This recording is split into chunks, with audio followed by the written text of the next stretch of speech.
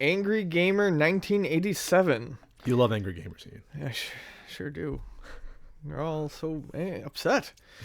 uh, what do Pat the NES Punk and Pixel Sickle think about the continued trend of elitism in the gaming community? I wonder if does this mean PC Master Race elitism, or is this retro game collecting elitism? Let's just assume it means. I mean, it could mean either. I don't know. I've somehow managed to detach the chords enough that I don't really pay attention to it anymore. Okay. I don't see a lot of it. I mean, I know it's out there, but I've just chosen to more or less not let it bother me unless it, really bothers me. But I don't know. I don't know what the continuing trend in elitism is, because I don't follow fandoms a ton. I actually don't spend a lot of time online talking about video games real in depth. I don't spend a lot of time on video game websites and stuff like that. I mean, as far as retro gaming concerns, well, there's always going to be elitism in any sort of collecting environment. In terms of modern, and unfortunately, we're just going to have to deal with that. In terms of modern gaming, if it's console wars type stuff, that's just silly. And I mean, I haven't paid attention to that forever. I mean, there's elitism. I saw a game journalist destroy a guy. I retweeted it. I don't know if you saw it. It was about a week ago. Guy complaining about how games are too easy. Like, how dare you use Amiibo for playing a game with your son? You're teaching him that gaming is too easy, and he got fucking destroyed. This guy, rightfully so. There's a term about dogpiling. I don't buy that. You can dogpile any asshole you want if I think that they deserve it. That's my opinion when it comes to all life in general. But he just ran him through the muck about, I'm not allowed to play a game the way I want. And there's tons of hard games out there. Look at fucking Cuphead just came out. It's a brand new game that's hard as balls. Right. What are you talking about? There's still bullet hell shooters that come out all the time, and indie games that are hard. So just because some AAA company decides to make a game a little bit easier, that's my right to do it. There is an elitism there when it comes to games should still be all ass difficult. Right, there is. That does exist. I can't comment on that entirely because I'm not into with the modern scene as much as I should, just because of time constraints. But with retro gaming, especially with collecting, if you want to go that route, the elitism used to be just an annoyance to me, or it's like, these people, they think who the hell they are. They have games. Wow, you bought a little Samson. Good for you. You bought a little Samson. What these pricks don't realize is that their elitism will be the downfall of their self-importance, because them being gatekeepers to the next generation of retro game collectors that may not exist, right, and it won't certainly exist to the extent it is right now. Them keeping them and brushing them off, that next generation, who the fuck's going to care about your fucking dirty-ass game collection 30 years from now? It ensures that they have nowhere to move it. No one to move it to if they need the money. So if you cared that your collection right now is valued at $25,000, unless there's a next generation that's going to agree with that price, because you and your group of friends that all have the same fucking Hagane complete in box, you're the last generation that's really, in my opinion, going to give a shit about that.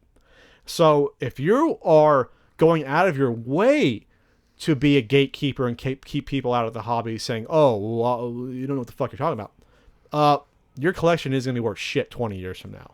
Mm-hmm. Or not to the extent that you still wish it was. You're not going to be able to retire on it the way you thought you would, in my opinion. Because, and I'm not saying even if you were an elitist prick, you weren't going to prevent there being a smaller amount of collectors in the future. But now you are hastening perhaps the demise of your own hobby, at least for that specific generation. Say you collect 8 and 16-bit primarily, and Saturn games. I'm just saying.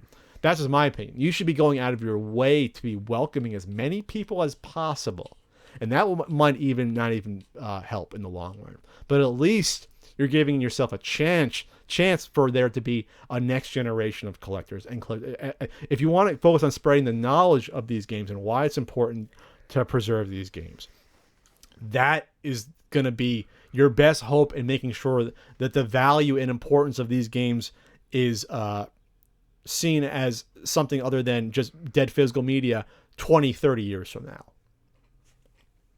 But even then, I think there'll be less importance, of a complete NES collection 25 years from now. I really don't think you're going to have many people that are going to be like, oh, that's awesome. Like, I think you're going to have less and less people over the years.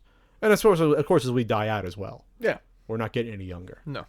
I'm not a spry, 26-year-old NES collector anymore with my short hair running to my local flea market and buying 40 games for $30. I'm surprised every morning my eyes open.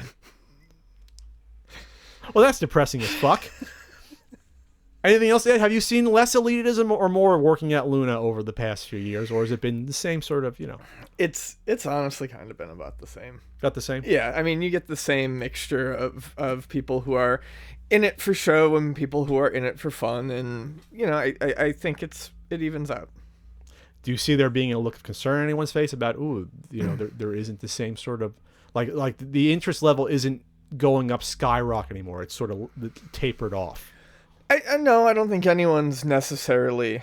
They're not concerned. I don't think any of the hardcore regulars are concerned about it, but I have had people who I haven't seen before, come in and try to, or I've only seen once or twice, a couple of times. Not regulars, not people who I would immediately assume to be, heavy collectors, come in and try to sell off a game. Something like, Conker's Bad Fur Day, which at one point in time may have been, like 120 loose cartridge, but is now only maybe I think we sell it for like 70 loose cartridge. Oh, really? So that rose peaked and came down like Earthbound. Yeah, did. maybe it's 80, but it's definitely come down. It's, considerably. And, they try to sell it and I offer them a price that's, different than maybe what we had talked about a year ago or something. And they're surprised. And yeah, and then they get all upset and, it's like, well, then no sale. I'm like, well, okay. I mean, I actually, I have a Conker sitting in the case, right now. So, I mean, obviously I don't need it that badly, that's a way to turn a profit on it. So, I mean, there are people who, I guess the long story short is I think the people who watched from the outside and watched all those articles about how all your video games are worth money. They still write those fucking things. Sure. Your Genesis is worth $1,000. Really? I think those people, though, are now coming to find out that there is a fluctuation to that and that some of those prices can fall and that, even the ones that were worth something, that are still worth something, are not worth as much as they were. Oh, you're right. When you're right, Ian. $70 buy it now, $68 for Conkers on an open auction. One sold 80 complete open auction. Yeah. Complete. Yeah. That was another weird thing about Conkers that we always noticed. There was very little distinction between a complete and a loose cartridge. I wonder why. Price. I don't know. You're Never right. Was. I'm looking at all these buy it now. $63, $68, $65. Yeah, I think we sell it for 70. I did remember that was the hot game a few years ago. Yeah. It was like, oh, everyone's going to get Conker. It was 100 easy across the board. And then Earthbound's a good example of one that came down to earth. Mm-hmm. Came down to earth. Bound. Well, we like talking about Earthbound as sort of like a, $140 buy it now. Remember when it was like $220? Yeah, I do. Holy shit. $150. $103 with the ripped label.